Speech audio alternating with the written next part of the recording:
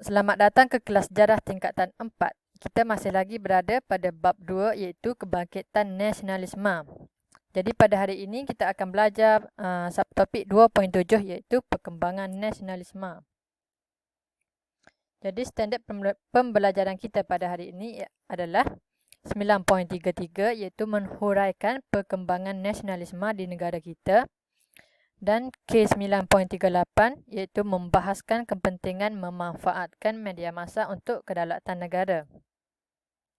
Seterusnya, objektif pembelajaran. Jadi pada hari ini kita akan mencapai objektif iaitu menjelaskan perkembangan nasionalisme di negara kita dari aspek perjuangan, golongan intelektual, penulisan kreatif dan perjuangan melalui persatuan. Objektif yang kedua pula adalah menghuraikan kepentingan memanfaatkan media massa untuk kedaulatan negara. Okey, jom kita tengok topik 2.7 iaitu perkembangan nasionalisme. Perkembangan nasionalisme di negara kita ni boleh dilihat melalui 3 aspek penting iaitu dipelopori oleh golongan intelektual, melalui penulisan oleh guru, penulis dan buatawan seperti akhbar, majalah, novel, cerpen dan juga puisi.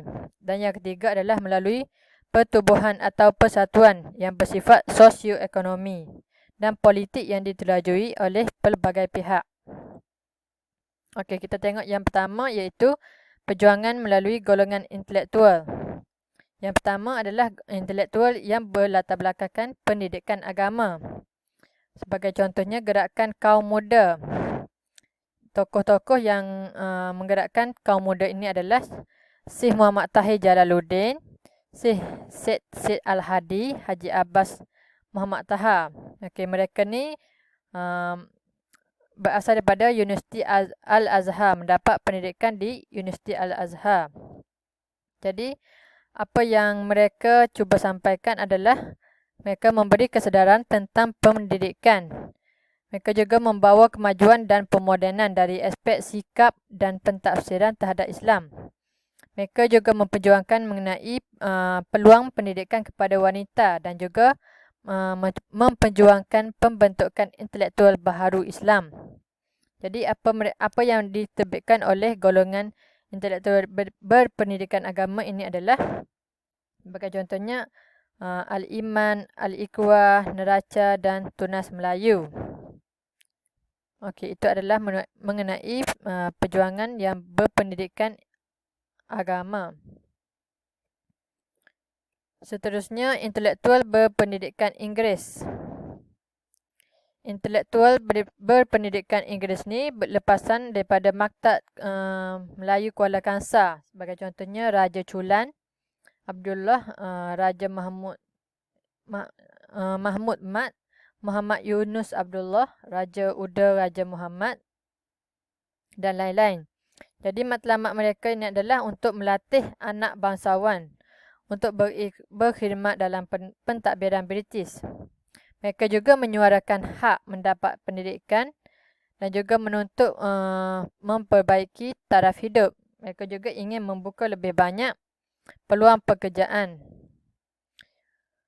Okey, penerbitan yang mereka suarakan pandangan adalah melalui Warta Malaya, Lembaga Malaya dan juga Utusan Melayu. Okey, seterusnya perjuangan melalui pendidikan yang intelektual berpendidikan Melayu. Okey, ini dipelopori oleh guru-guru seperti Oti Duset, Abdul Hadi Hasan, Abdul Hadi Abdul Manan dan juga Harun Aminur Rasid.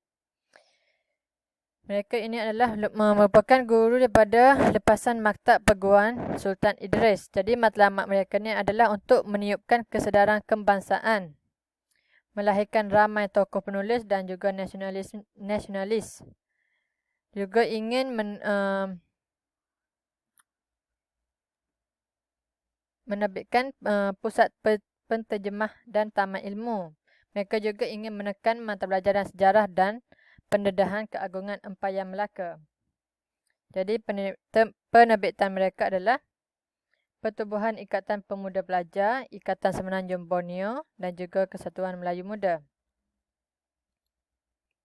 Okey, seterusnya adalah perjuangan melalui penulisan. Yang kedua adalah perjuangan melalui penulisan.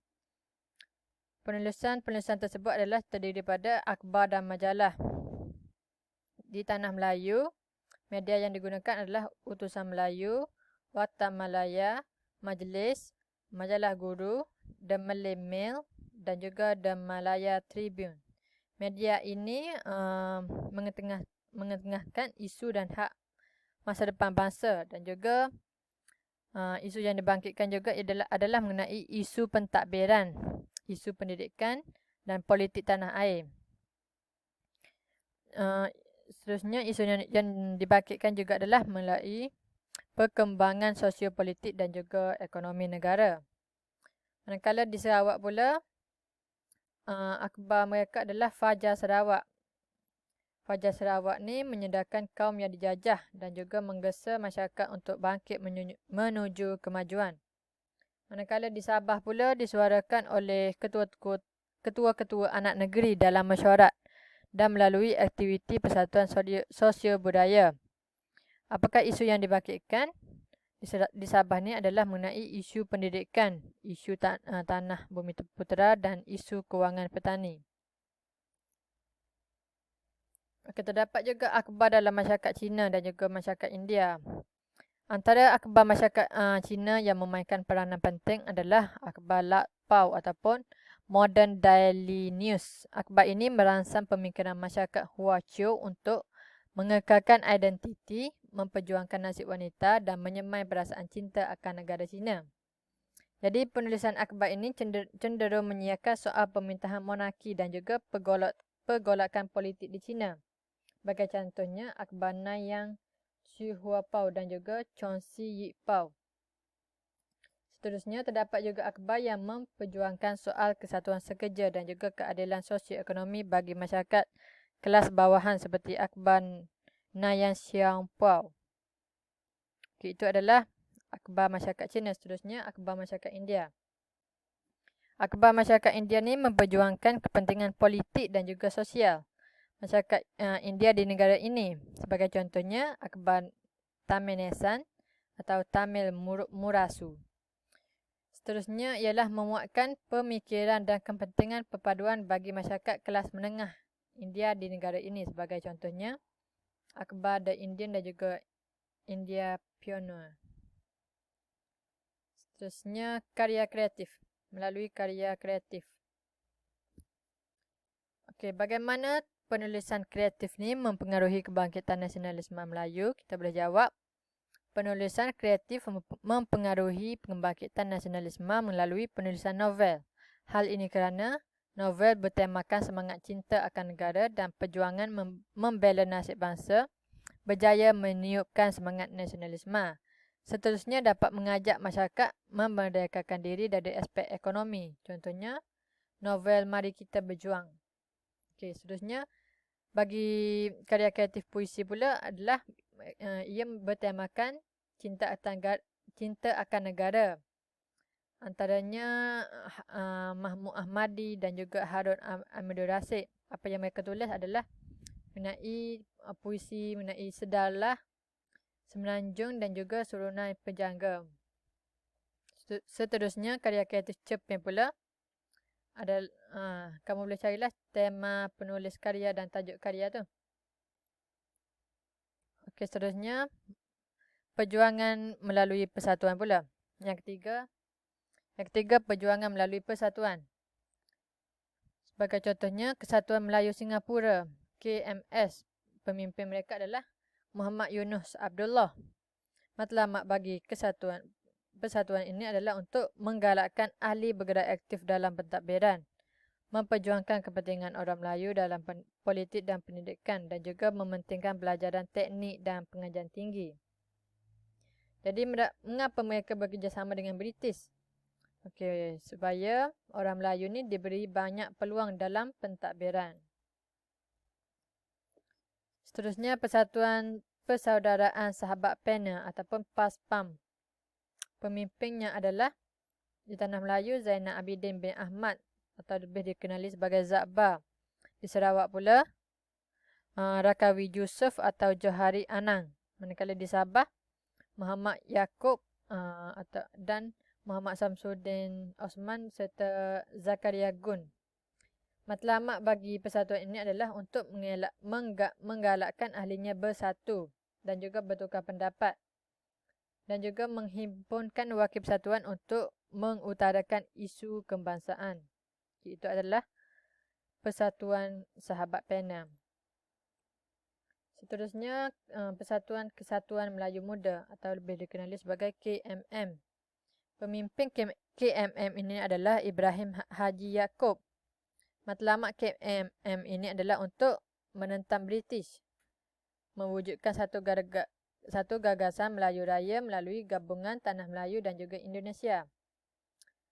Mereka juga ada matlamat untuk menyeru orang Melayu bangun sebagai bangsa yang bertamadun. Jadi mengapa British ni menganggap KMM ni radikal? Jadi kenapa? Kerana KMM ini berani menyuarakan penentangan terhadap kerajaan kolonial dan juga berani membangkitkan perasaan anti-British melalui penulisan dalam akhbar dan majalah. Okay, seterusnya Persatuan Masyarakat Cina dan juga India. Okay, nombor 1 adalah masyarakat Cina. Masyarakat Cina ni persatuan mereka memperjuangkan isu kebajikan dan juga perkembangan politik tempatan di negara kita, iaitu melalui penubuhan Persatuan Orang Cina Peranakan British, iaitu SCBA di negeri-negeri Selak. Persatuan ini menggalakkan pelajaran tinggi dan teknikal dalam kalangan masyarakat Cina. Seterusnya Persatuan Masyarakat India. Persatuan Masyarakat India ini ditubuhkan bagi menjaga kepentingan masyarakat India di Tanah Melayu.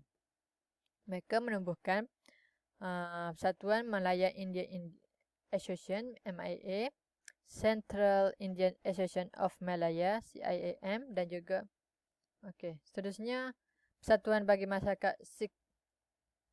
Masyarakat Sikh ni juga terlibat dalam pasukan keselamatan di negara kita.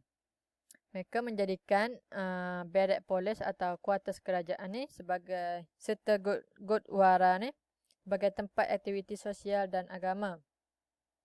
Gurdwara ni merupakan antara tempat penting bagi masyarakat Sikh untuk mengembangkan kesedaran politik anti-British. Persatuan mereka adalah Khalsa Dewan Malaya yang berperanan menjaga kepentingan masyarakat Sikh. Seterusnya kita tengok pula kepentingan memanfaatkan media massa untuk kedaulatan negara. Kepentingan ia adalah untuk menyampaikan maklumat dengan tepat kepada rakyat kerana hampir 90% maklumat yang disampaikan melalui media massa ini adalah sahih dan boleh dipercayai. Kepentingan yang kedua adalah ia merupakan ejen perpaduan dan medium penting dalam mengekalkan keamanan negara. Buktinya adalah melalui penyiaran berita yang berkaitan dengan perjuangan tokoh-tokoh kemerdekaan dapat menyemarakkan semangat patriotik dalam kalangan masyarakat. Itu adalah mengenai kepentingan memanfaatkan media massa untuk kedaulatan negara. Jadi rumusannya adalah perjuangan nasionalisme yang digerakkan oleh golongan intelektual dengan menggunakan media massa dan menubuhkan persatuan mencetuskan semangat kebangsaan dalam kalangan penduduk di negara kita. Jadi golongan intelektual ini penting dalam usaha untuk menggerakkan organisasi dan media massa demi perjuangan mendaulatkan negara bangsa. Itu sahaja topik pelajaran kita pada hari ini. Sekian, terima kasih.